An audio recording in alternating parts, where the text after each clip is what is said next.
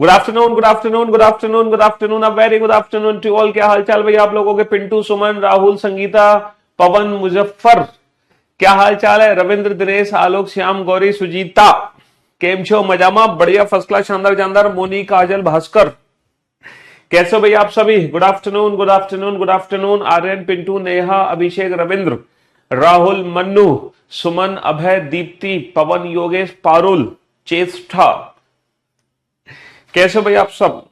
तो फाइनली कल हम लोगों ने कोडिंग डिकोडिंग चैप्टर तो नहीं, कल तो हम लोगों ने तीन छोटे छोटे टॉपिक पढ़े थे, है ना? कौन कौन से तीन छोटे छोटे टॉपिक पढ़े थे? हम लोगों ने कल वर्ड फॉर्मेशन भी कर लिया, हम लोगों ने कल डिक्शनरी भी कर लिया और हम लोगों ने कल जम्बलिंग भी कर लिया। और आज भी मैं एक छोटा सा ही टॉपिक आप लोगों को कराऊंगा जिसका नाम है मैट्रिक्स। बहुत ही छोटा सा टॉपिक है और ये जो मैट्रिक्स है ना, बेसिकली ये कोडिंग डिकोडिंग का ही पार्ट है। ये किसका पार्ट है मैट्रिक्स? ये कोडिंग डिकोडिंग का ही पार्ट है। कोडिंग डिकोडिंग का ही पार्ट है मैट्रिक्स, समझ रहे हो? हाँ जी। लेकिन बहुत इजी सी कोडिंग है, बहुत टफ कोडिंग नहीं है। मैट्रिक्स में बहुत आसान सी कोडिंग पूछी जाती है, बहुत आसान क्वेश्चन बनता है मैट्रिक्स के अंदर कोडिंग डिकोडिंग का, बहुत आसान सा क्वेश्चन। ठीक है, यहाँ पे कुछ नहीं होता, यहाँ पे बस कॉलम ही कॉलम होते हैं। ठीक है, कॉलम और रोज एक मैट्रिक्स बनी होती है। मैट्रिक्स के बारे में तो आप लोग जानते ही हो। अच्छा, सिंगल मैट्रिक्स भी हो सकती है, डबल मैट्रिक्स भी हो सकती है, ट्रिपल, मतलब एग्जाम में एक मैट्रिक्स भी हो सकती है, दो भी हो सकती है, तीन भी हो सकती है, कितनी भी मैट्रिक्स हो सकती है ना? ये टॉपिक कहीं कहीं आपको इस नाम से भी जानने को मिलेगा, ट्रेंड्स। ये टॉपिक इस नाम से भी आपको देखने को मिल जाता है। ठीक है, तो एग्जाम में एक मैट्रिक्स भी हो सकती है, दो भी हो सकती है, तीन भी हो सकती है। इस मैट्रिक्स के जरिए कुछ नहीं होता, बस अल्फाबेट को किस में कोड करते हैं? अल्फाबेट को हम किस में कोड करते हैं? अल्फाबेट को हम कोड करते हैं, है ना? अल्फाबेट को हम कोड कर देते हैं नंबर की फॉर्म में। किसी भी अल्फाबेट को हम नंबर की फॉर्म में कोड कर देते हैं, रिहान। ठीक है, और कैसे कोड करते हैं? जैसे कि देखो, अगर ये नॉर्मल मैट्रिक्स है तो जैसे कि ये आई है, आई, तो इस आई का कोड पता है क्या होगा? पहले इसके सामने रो का नंबर होगा, देन कॉलम का नंबर होगा। तो बेटा इसके सामने रो का नंबर क्या है? 1, कॉलम का नंबर क्या है? 2। मैं आई को रिप्रेजेंट करूंगा 1 2 से। आई तो यहां भी है, इस आई को मैं रिप्रेजेंट करूंगा 0 1 से, 0 1 से। आई, बस समझ रहे हो? जैसे कि टी को मैं किस किस से रिप्रेजेंट कर सकता हूँ? टी यहाँ पे है सर, ये टी रिप्रेजेंट होगा 0 2 से, 0 2 से। और टी सर यहाँ भी है, ये रिप्रेजेंट होगा 2 0 से, ये रिप्रेजेंट होगा 2 0 से। जैसे मुझे के को रिप्रेजेंट करना है सर, के यहाँ पे है, के रिप्रेजेंट होगा 0 0 से, और के रिप्रेजेंट होगा 1 1 से, और के रिप्रेजेंट होगा हमारा 2 2 से। ठीक है, जैसे कि मुझे ई को रिप्रेजेंट करना है, बेटा ई रिप्रेजेंट होगा 1 0 से, 1 0 से, और ई रिप्रेजेंट होगा 2 1 से, 2 1 से।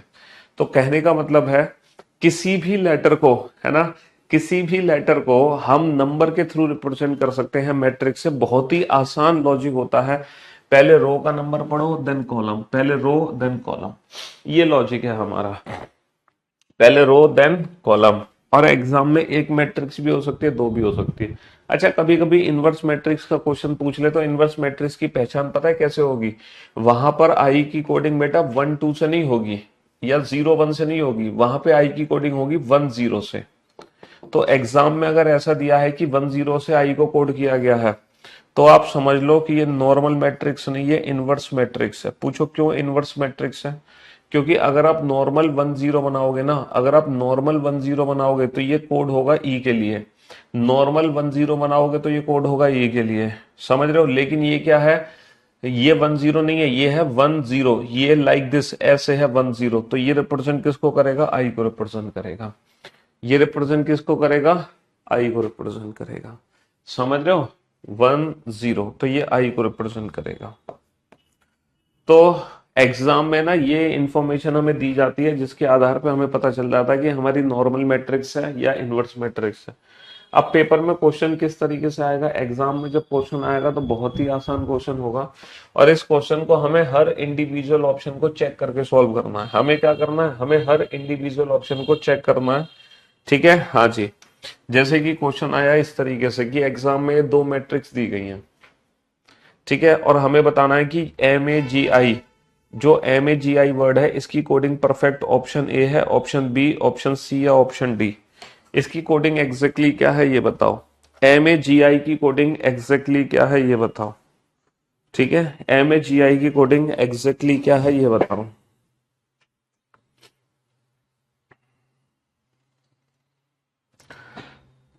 एम ए जी आई की कोडिंग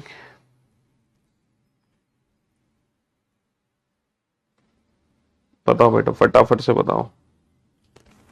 हर इंडिविजुअल ऑप्शन को चेक करो, पहले ऑप्शन ए को चेक करो, ए नहीं है तो बी को चेक करो, बी नहीं है तो सी को चेक करो, सी नहीं है तो डी को चेक करो। हर इंडिविजुअल ऑप्शन चेक करो।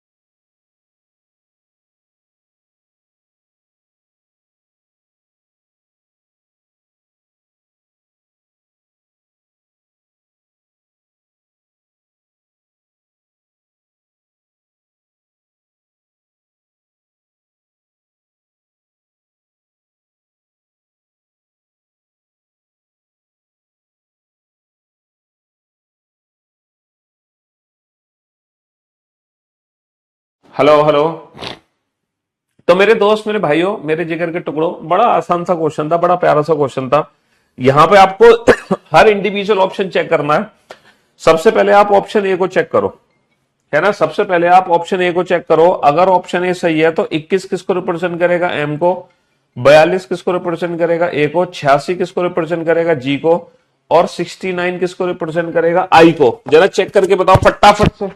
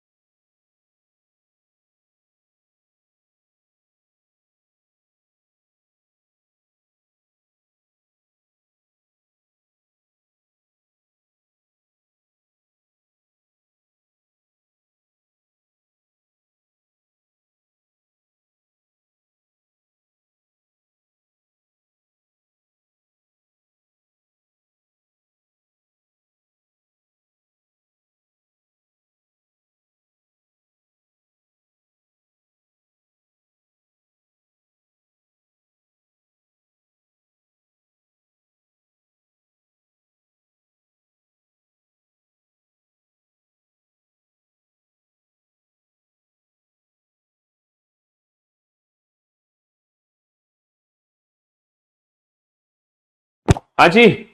तो मेरे भाई, मेरे दोस्त, अगर पहला ऑप्शन ठीक है, अगर पहला ऑप्शन ठीक है तो बेटा 621 एम को रिप्रेजेंट करेगा। जरा चेक करते हैं, 2 यहां है, 1 यहां है। सर 21 डेफिनेटली एम को ही रिप्रेजेंट कर रहा है, बिल्कुल कर रहा है। अच्छा 10 किसको रिप्रेजेंट करेगा? सर 1 यहां है, 0 यहां है। सर 10 भी एम को रिप्रेजेंट कर रहा है, बिल्कुल कर रहा है। 24 किसको रिप्रेजेंट करेगा? एम के लिए। जरा चेक करना, 2 यहां, 4 यहां। सर 24 जो रिप्रेजेंट कर रहा है वो टी को रिप्रेजेंट कर रहा है, टी को। 32, 3 यहां, 2 यहां। सर 32 जो रिप्रेजेंट हो रहा है वो बी के लिए हो रहा है। अब बताओ, इसका मतलब ऑप्शन सी और डी, दो ऑप्शन तो 100% रॉन्ग है। ऑप्शन, है ना, सी और डी तो दो तो वैसे ही गलत हो गए, क्योंकि पहला जो नंबर है वो एम के लिए होना चाहिए, दूसरा नंबर होना चाहिए ए के लिए। 42 किसके लिए है? सर 4 यहां, 2 यहां। सर 42 डेफिनेटली ए के लिए है। 43, सर 4 यहां, 3 यहां। सर 43 किसके लिए है? 43 जो रिप्रेजेंट हो रहा है वो के के लिए रिप्रेजेंट हो रहा है। 43 के के लिए रिप्रेजेंट हो रहा है, तो ये भी ऑप्शन हटा दो। तो option A is the right answer. Option A is the right answer. पहला ऑप्शन करेक्ट हो गया। चलिए साहब, अब चलते हैं हम इस क्वेश्चन पे। 76 बेटा एफ को रिप्रेजेंट करना चाहिए, तो 7 यहां, 6 यहां। सर 76 किसको रिप्रेजेंट कर रहा है? 76 रिप्रेजेंट कर रहा है एस को। 76 एस को रिप्रेजेंट कर रहा है, जबकि ये होना चाहिए एफ के लिए। 34 किसको रिप्रेजेंट कर रहा है? 3 यहां, 4 यहां। सर 34 रिप्रेजेंट कर रहा है, 34 रिप्रेजेंट कर रहा है ए को। 34 ए को रिप्रेजेंट कर रहा है, जबकि एफ के लिए होना चाहिए। 67 किसको रिप्रेजेंट कर रहा है? सर 6 या 7 या। 67 डेफिनेटली एफ के लिए है। 23 किसके लिए है? सर 2 यहां, 3 यहां। सर 23 ए के लिए है, जबकि 23 एफ के लिए होना चाहिए। तो option C is the right answer. तो ये क्वेश्चन ना बेटा, ये 12th क्लास वाली मैट्रिक्स नहीं है। 12th क्लास वाली मैट्रिक्स अलग मैट्रिक्स है। तो ये क्वेश्चन हमें हर इंडिविजुअल ऑप्शन से सॉल्व करना है बेटा। 00 पी के लिए होना चाहिए, जबकि 00 किसको रिप्रेजेंट कर रहा है? ए को रिप्रेजेंट कर रहा है। गलत जवाब। 55 है ना, 55 सर पी को ही रिप्रेजेंट कर रहा है। बहुत बढ़िया, 55 भी पी के लिए है। 77, 77 भी पी के लिए है। यानी कि इस बार 3 ऑप्शन बचे हैं। इस बार हिंदी की बुक में ये चैप्टर आप व्यूह नाम से होगा, ठीक है। 58 बेटा ओ के लिए होना चाहिए। सर 58 डेफिनेटली ओ के लिए है। 66, सर 66 भी ओ के लिए है। 66 भी ओ के लिए है। वाह भाई वाह, तीनों ही ऑप्शन सही लग रहे हैं अभी तक तो। 24, सर 24 रिप्रेजेंट कर रहा है टी को, ये गलत हो गया, जबकि 24 एस के लिए होना चाहिए। 77 सर 77 रिप्रेजेंट कर रहा है पी को, 77 पी को कर रहा है, जबकि 77 एस के लिए होना चाहिए। तो option D is the right answer, option D is the right answer. 22 बेटा डी को रिप्रेजेंट करना चाहिए सर, 22 डेफिनेटली डी को ही रिप्रेजेंट कर रहा है। 30 30 रिप्रेजेंट कर रहा है एन को, 30 रिप्रेजेंट कर रहा है एन को, 30 रिप्रेजेंट किसको कर रहा है एन को। अच्छा 97 9 यहां 7 यहां, 97 किसको रिप्रेजेंट कर रहा है, 97 रिप्रेजेंट कर रहा है वाई को। और 34 हाँ 3 यहां 4 यहां, 34 रिप्रेजेंट कर रहा है, 34 रिप्रेजेंट कर रहा है ए को, ए को। तो ये तीन ऑप्शन हमारे गलत हो गए, तो option A is the right answer, option A is the right answer. पहला ऑप्शन हमारा करेक्ट हो गया। देखो आज के भी क्वेश्चंस को नोट डाउन करने की कोई आवश्यकता नहीं है कल की तरह, ये कोई क्वेश्चन नोट करने के लिए है, ना तो इन क्वेश्चंस का रिवीजन करना है, ना क्वेश्चंस नोट करने हैं, ना दोबारा से अलग से प्रैक्टिस करनी है। देखो मैट्रिक्स को जब हम देते हैं ना, तो ये इंफॉर्मेशन हमें दी जाती है, इस पूरी इंफॉर्मेशन को अब आपको पढ़ना नहीं है। बी को कोड किया गया है 00 और 14 से, जरा देख लो बी को 14 से कोड कर सकते हैं, 14 हाँ सर बी को 14 से कोड कर सकता है, यानी कि ये जो क्वेश्चन है ये क्वेश्चन हमारा नॉर्मल मैट्रिक्स का क्वेश्चन है ना।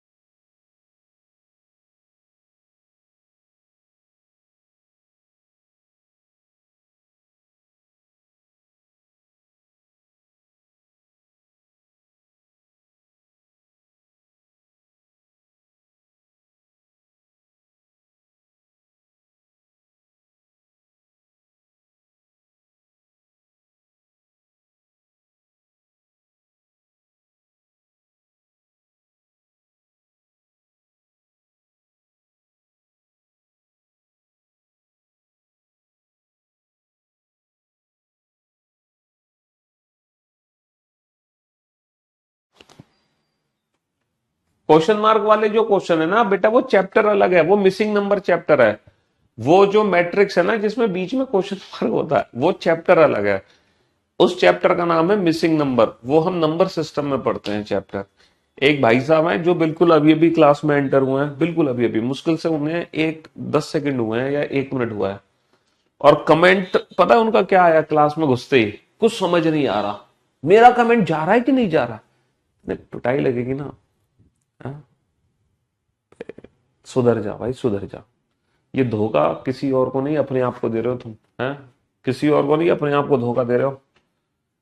लेट क्लास ज्वाइन करने के बाद क्लास में घुसती, ये वो क्वेश्चन है कि अगर पहली क्लास का भी बच्चा होगा ना वो भी इन क्वेश्चन को बना देगा। इस क्वेश्चन में डाउट जैसी कोई चीज हो ही नहीं सकती, पहली क्लास का बच्चा भी इस क्वेश्चन को बना देगा, समझे गधे। देखो यहां पर हमें चेक करना है कि कौन सा ऑप्शन है जो र्यूड है ना, र्यूड जो वर्ड है उसकी कोडिंग है। अगर मान लो ऑप्शन ए सही है तो 56 होना चाहिए आर के लिए, 65 होना चाहिए यू के लिए, 10 होना चाहिए डी के लिए, 33 होना चाहिए ई के लिए। तो पहले ऑप्शन ए चेक कर लो, है 56 आर के लिए है कि नहीं है, जरा चेक करना। 56 को कहां बनाएंगे सर, 56 बनेगा यहां से। सर पहले देखो, पहले रो का नंबर होता है देन कॉलम, पहले रो का नंबर देन कॉलम, तो 56 किसको रिप्रेजेंट करेगा, 56 रिप्रेजेंट करेगा यू को, जबकि 56 किसके लिए होना चाहिए था, आर के लिए। तो ऑप्शन ए गलत हो गया, ऑप्शन ए गलत हो गया। 59 चेक करना, 59 किसको बनाएंगे, 5 यहां 9 यहां, सर 59 रिप्रेजेंट करेगा डेफिनेटली आर को, 59 रिप्रेजेंट करेगा डेफिनेटली आर को। 77 को देखना, 7 यहां 7 यहां, सर 77 डेफिनेटली आर को रिप्रेजेंट कर रहा है। 95 को देखना, 9 यहां 5 यहां, सर 95 डेफिनेटली आर को रिप्रेजेंट कर रहा है। तो यहां पर तीन ऑप्शन बचते हैं, जिसका पहला पहला नंबर आर को रिप्रेजेंट कर रहा है और आर के लिए ही होना चाहिए। अब दूसरा नंबर होना चाहिए यू के लिए, तो 9 यहां 9 यहां, 99 सर, 99 डेफिनेटली यू को रिप्रेजेंट कर रहा है। 56 5 यहां, 56 भी सर यू को रिप्रेजेंट कर रहा है। 87 8 यहां 7 यहां, सर 87 भी यू को रिप्रेजेंट कर रहा है। अभी भी तीनों ऑप्शन हमारे बच गए। 34 चेक करना, 3 यहां 4 यहां, सर 34 रिप्रेजेंट कर रहा है डी को, 34 डी को कर रहा है। 02 रिप्रेजेंट कर रहा है ई को, जबकि 02 किसके लिए होना चाहिए, डी के लिए होना चाहिए। 42 4 यहां 2 यहां, सर 42 रिप्रेजेंट कर रहा है डी को। भाई साहब सारे पूरा पूरा चेक हो गया। 11 रिप्रेजेंट कर रहा है ई को, तो option B is the right answer. 100% option D गलत होगा। Option B is the right answer. इस बार कुछ ज्यादा चेक करना पड़ गया हमें। ऑप्शन ए गलत कैसे हुआ, क्योंकि जो पहला नंबर 56 है ना बेटा, वो रिप्रेजेंट कर रहा है किसको, यू को, जबकि 56 किसके होना चाहिए, आर के लिए। देखो जो यहाँ पे पहला नंबर है वो पहले लेटर के लिए होना चाहिए, दूसरा नंबर दूसरे लेटर के लिए होना चाहिए, तीसरा नंबर तीसरे लेटर के लिए, चौथा नंबर चौथे लेटर के लिए। अब तुम 56 को अगर बनाओगे तो कैसे बनाओगे, देखो 56 को ऐसे ही तो बनाओगे 5 और 6, तो 56 से जो नंबर 56 नंबर से जो लेटर बनेगा वो यू बनेगा, यू। तो बेटा ये यू को रिप्रेजेंट करेगा ना कि आर को, इसीलिए पहला ऑप्शन गलत हो गया। समझे कि नहीं, समझे कि नहीं? हाँ चलिए 24 किसको रिप्रेजेंट कर रहा है, सर 2 यहां 4 यहां, सर 24 डेफिनेटली टी को रिप्रेजेंट कर रहा है। 41 4 यहां 1 यहां, सर 41 भी टी को रिप्रेजेंट कर रहा है। अच्छा 30 सर 3 यहां 3, सर 30 भी टी को रिप्रेजेंट कर रहा है। 03 सर 03 भी टी को रिप्रेजेंट कर रहा है। यानी कि पहले नंबर से तो हम कोई भी ऑप्शन एलिमिनेट कर ही नहीं सकते, पहले नंबर से तो एक भी ऑप्शन एलिमिनेट नहीं हो रहा, एक भी। 77 सर 7 या 7 या, 77 रिप्रेजेंट कर रहा है आर को। 86 8 या 6 या, 86 भी रिप्रेजेंट कर रहा है आर को।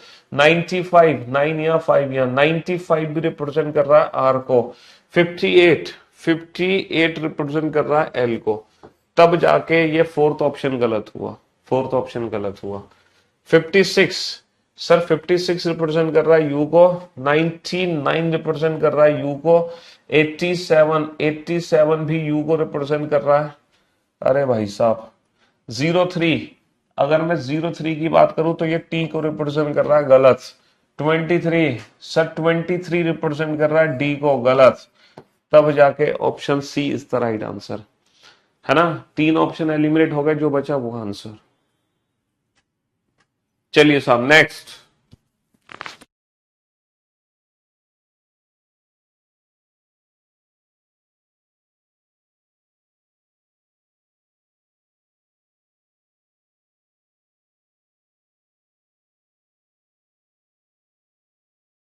हाँ जी चलिए साहब, 58 किसको रिप्रेजेंट करेगा, एल को। सर 5 यहाँ 8 यहाँ, सर 58 रिप्रेजेंट करेगा एल को, बिल्कुल सही जवाब। 79 रिप्रेजेंट करेगा एल को, बिल्कुल सही जवाब। 97 रिप्रेजेंट करेगा एल को, बिल्कुल सही जवाब। और 66 रिप्रेजेंट करेगा एल को, बिल्कुल सही जवाब, एकदम सही जवाब। मतलब चारों ऑप्शन में पहला नंबर एल के लिए है। 69 सर 69 रिप्रेजेंट करेगा आई को, है ना। और 88 सर 88 भी रिप्रेजेंट करेगा आई को। 75 भी रिप्रेजेंट करेगा आई को। 96 भी रिप्रेजेंट करेगा आई को, वाह भाई वाह। 76 सर 76 रिप्रेजेंट करेगा एम को। 98 रिप्रेजेंट करेगा एम को, है ना। 56 रिप्रेजेंट करेगा यू को। 89 रिप्रेजेंट करेगा एम को। तब हमारे, यानी कि अगर मैं इस क्वेश्चन को आखिरी नंबर से चेक करता तो जल्दी ऑप्शन एलिमिनेट हो जाते। लास्ट नंबर ई के लिए होना चाहिए 03 किसके लिए है, टी के लिए, एलिमिनेट, है ना। 10 किसके लिए है, डी के लिए, एलिमिनेट। तो अगर हम लास्ट नंबर से भी ऑप्शन चेक करें तो भी हमारे ऑप्शन जल्दी एलिमिनेट हो सकते हैं। शुरू से भी चेक कर सकते हैं हम, पीछे से भी चेक कर सकते हैं। एग्जाम में कहीं से, लेकिन ये कोई कंफर्मेशन नहीं है कि आप ऑप्शन आगे से एलिमिनेट करोगे तो जल्दी एलिमिनेट होंगे या पीछे से एलिमिनेट करोगे तो जल्दी एलिमिनेट होंगे। समझ रहे हो, ये कंफर्मेशन नहीं है कि ऑप्शन जल्दी एलिमिनेट आगे से होंगे या पीछे से होंगे। ठीक है, हाँ, लेकिन पीछे से चेक करोगे तो थोड़ा सा फायदा आपको जरूर मिलेगा। ऑप्शन को पीछे से चेक करोगे तो थोड़ा जल्दी एलिमिनेट जरूर होंगे बाकी से। समझ रहे हो, अगर आप पीछे से चेक करोगे तो थोड़ा एलिमिनेशन में आपको फायदा जरूर मिल जाएगा। एलिमिनेशन में थोड़ा सा फायदा जरूर मिल जाएगा। ठीक है, हाँ जी, पीछे से अगर आप चेक कर रहे हो तो जल्दी एलिमिनेट होते हैं, थोड़ा सा जल्दी।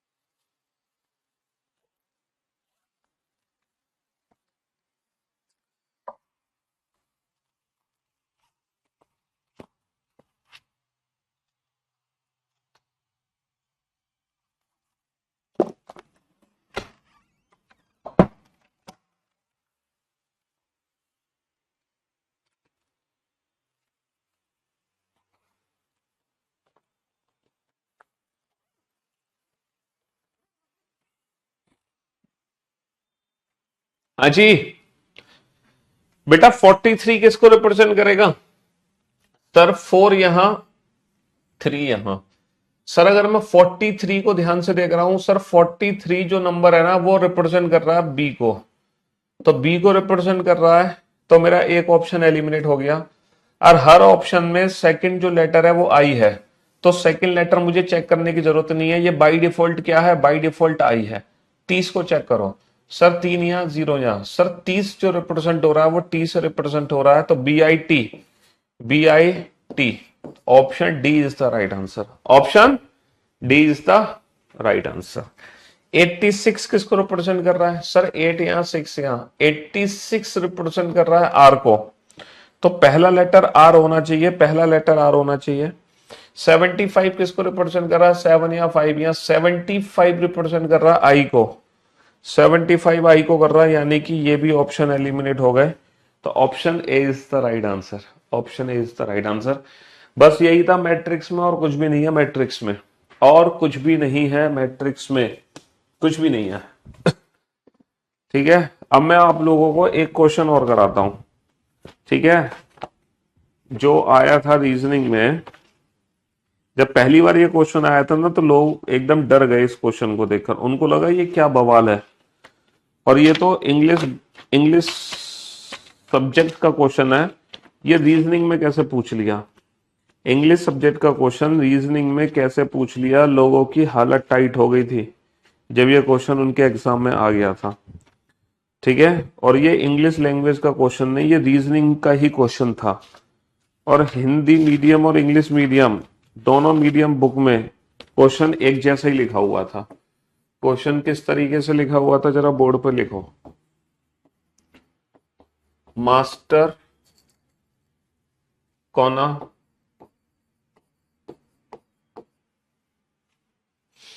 बॉम्बे एनिमल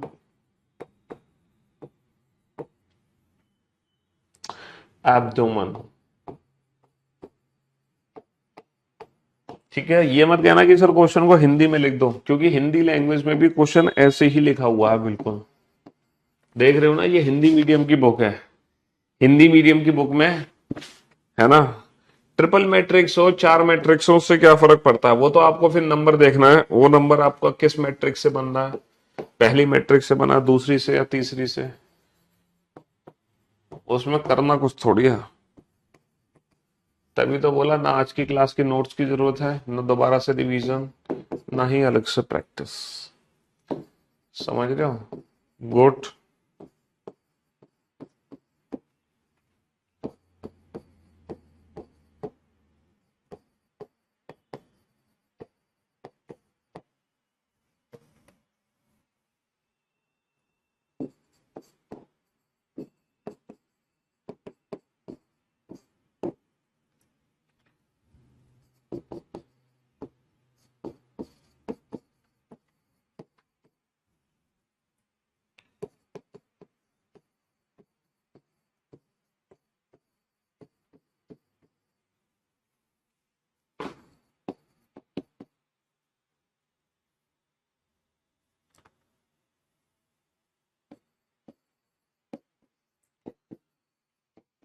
किसी ना किसी लॉजिक से ये सारे वर्ड्स एक दूसरे से रिलेटेड हैं। वो लॉजिक हमें आइडेंटिफाई करना है और सीरीज का अगला वर्ड हमें पता लगाना है। वो लॉजिक हमें आइडेंटिफाई करना है और सीरीज का अगला वर्ड हमें पता लगाना है। किसी ना किसी लॉजिक से ये सारे के सारे वर्ड्स एक दूसरे से रिलेटेड हैं।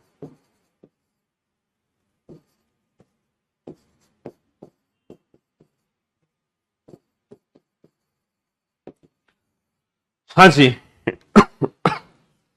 सोचो लॉजिक क्या है। किस लॉजिक से, ब्लैक साइड में एकदम बवाल लग रहा है, तुम पढ़ भी लो। हाँ जी,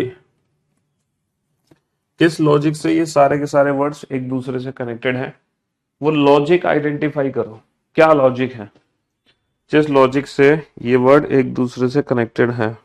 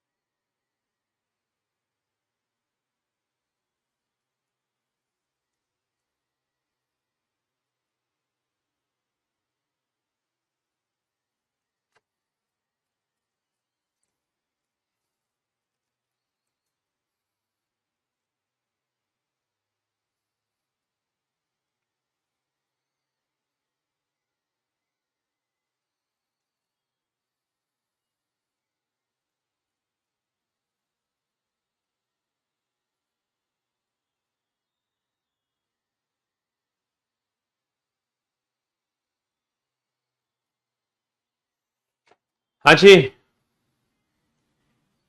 तो मेरे दोस्त मेरे भाई, अगर मैं क्वेश्चन को ध्यान से देखूं तो यहां पर जो एम है वो पहला लेटर है, यहां पर एम दूसरा लेटर है, यहां पर एम तीसरा लेटर है, यहां पर एम चौथा लेटर है, यहां पर एम पांचवा लेटर है। तो हमारा वो ऑप्शन करेक्ट होगा, हमारा वो ऑप्शन करेक्ट होगा जिसमें एम छठा लेटर हो। हमारा वो ऑप्शन करेक्ट होगा जिसमें एम छठा लेटर हो, जिसमें एम हो छठा लेटर, तीन और तीन छह, एम छठा लेटर हो, यानी कि डिफॉर्म। हमारा वो ऑप्शन करेक्ट होगा जिसमें एम छठा लेटर हो। सर ये ओडी पे खत्म हुआ, ओडी से शुरू हुआ, यूआर पे खत्म हुआ, यूआर से शुरू हुआ, एएन पे खत्म हुआ, एएन से शुरू हुआ, ईएम पे खत्म होके ईएम से शुरू होगा। वो ऑप्शन करेक्ट होगा जो ईएम से शुरू होगा। वो ऑप्शन करेक्ट होगा जो ईएम से शुरू होगा, ईएम से शुरू होगा। सर इस वर्ड में तीन लेटर है या चार लेटर है या पांच लेटर है या छह लेटर है, तो वो ऑप्शन करेक्ट होगा जिसमें सात लेटर होंगे, है ना। तीन और तीन छह और दो आठ, सात लेटर होंगे। वो ऑप्शन करेक्ट होगा जिसमें सात लेटर होंगे, और कुछ था ही नहीं। ठीक है, तो इसलिए मैंने आपसे कहा, कल भी मैंने आपसे बोला था कल के लेक्चर का ना तो दोबारा से रिवीजन करना है ना अलग से प्रैक्टिस करनी है। वैसे ही आज के टॉपिक की ना तो दोबारा से रिवीजन करना है। कमेंट्स क्यों नहीं देखते? बताओ क्या पूछना चाह रहे हो, पूछो पूछो। तुम अपनी अपनी परेशानी व्यक्त करो, करो अपनी परेशानी व्यक्त, जल्दी से व्यक्त करो। हेलो।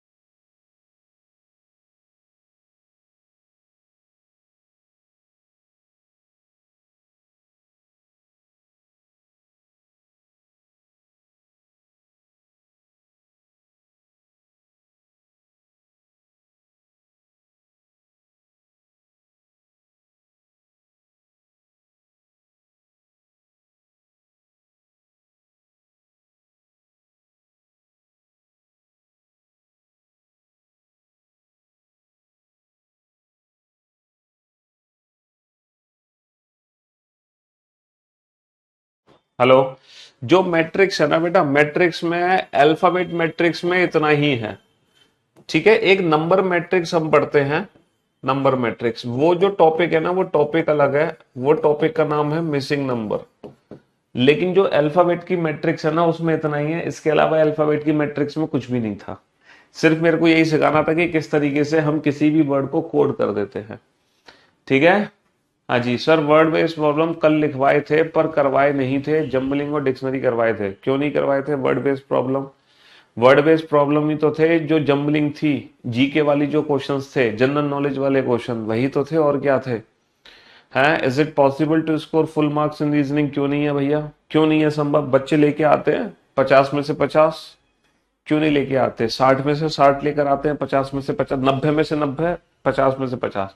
सीजीएल प्रीलिम्स में 50 में से 50, मेंस में 90 में से 90 बच्चों के नंबर आए थे। क्यों नहीं आए थे? लेकिन ये जरूरी नहीं है कि जब तक आप पूरे 25 के 25 क्वेश्चन सॉल्व नहीं करोगे या 30 के 30 क्वेश्चन सॉल्व नहीं करोगे आपका सिलेक्शन नहीं होगा, ये जरूरी नहीं है। बात समझ रहे हो? 30 में से 30 क्वेश्चन करने बहुत आसान है, लेकिन ये जरूरी नहीं है कि जब तक तुम 30 में से 30 नहीं करोगे तब तक तुम्हारा सिलेक्शन नहीं होगा। सिलेक्शन तुम्हारा 29 पे भी हो सकता है, 28 पे भी हो सकता है, 27 पे भी हो सकता है, 26 पे भी हो सकता है, 25 पे भी हो सकता है।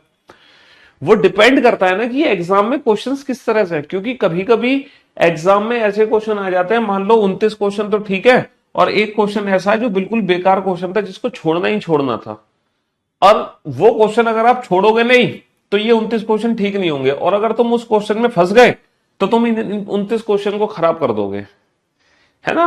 कभी कभी 2 क्वेश्चन पेपर में खराब आ जाते हैं जो छोड़ने वाले होते हैं, कभी कभी 3 क्वेश्चन एग्जाम में छोड़ने वाले होते हैं, कभी कभी 4 क्वेश्चन एग्जाम में छोड़ने वाले होते हैं, कभी कभी एक भी क्वेश्चन छोड़ने वाला नहीं होता, सारे क्वेश्चन करने वाले होते हैं। समझ रहे हो ना मेरी बात? तो ये कसम खा के मत जाना 30 के 30 करूंगा, 25 के 25 करूंगा या करूंगी। वो डिपेंड करेगा एग्जाम में क्वेश्चन कैसे पूछे गए, उसके अकॉर्डिंग ही आपको डिसीजन लेना है। कहने का मतलब है आपको अपना 100% देना है, आपको अपना 100% देना है, बस बात खत्म। आपकी तैयारी पूरी होनी चाहिए, फिर सिलेक्शन होने से आपको कोई नहीं रोक सकता, ठीक है। हाँ जी।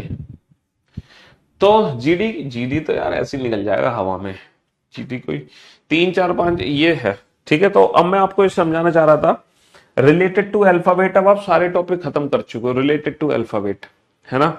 आपने अल्फाबेटिकल सीरीज पढ़ लिया, आपने लेटर सीरीज पढ़ लिया, alphabetical series, letter series, pair formation, coding decoding, word formation, jumbling, है ना, डिक्शनरी, मैट्रिक्स, ये 8 टॉपिक आपने किए। 8 में से 2 चैप्टर तो बड़े थे, बाकी 6 चैप्टर छोटे थे, और ये आठों के आठों टॉपिक सिर्फ और सिर्फ अल्फाबेट से रिलेटेड थे। तो आपने अल्फाबेट से रिलेटेड सब कुछ पढ़ डाला, अब कुछ भी नहीं रह गया जो कि अल्फाबेट से रिलेटेड हो। अल्फाबेट से रिलेटेड सारे क्वेश्चंस आपने कर लिए, सारे के सारे, ठीक है। तो अब हमारी जो मुलाकात होगी, जैसे कि मैंने आपसे कहा था कि हम जा रहे हैं थोड़ा सा बाहर, तो कल फ्राइडे आपकी क्लास ऑफ रहेगी। अच्छा, सैटरडे संडे तो वैसे भी क्लासेस ऑफ ही रहती हैं, है ना, और आपकी मंडे ट्यूसडे की भी क्लास ऑफ रहेगी। तो अब हमारी जो मुलाकात होगी ना, वो सीधा आपसे मुलाकात होगी वेंसडे को एक नए चैप्टर के साथ, न्यू टॉपिक के साथ और न्यू टाइमिंग के साथ। आपका न्यू टाइम होगा बैच का 1 PM, ठीक है। अब हमारी मुलाकात सीधा वेंसडे को होगी ठीक दोपहर को 1 बजे, ठीक है। Love you all, love you guys, take care, शुक्रिया, थैंक यू सो मच।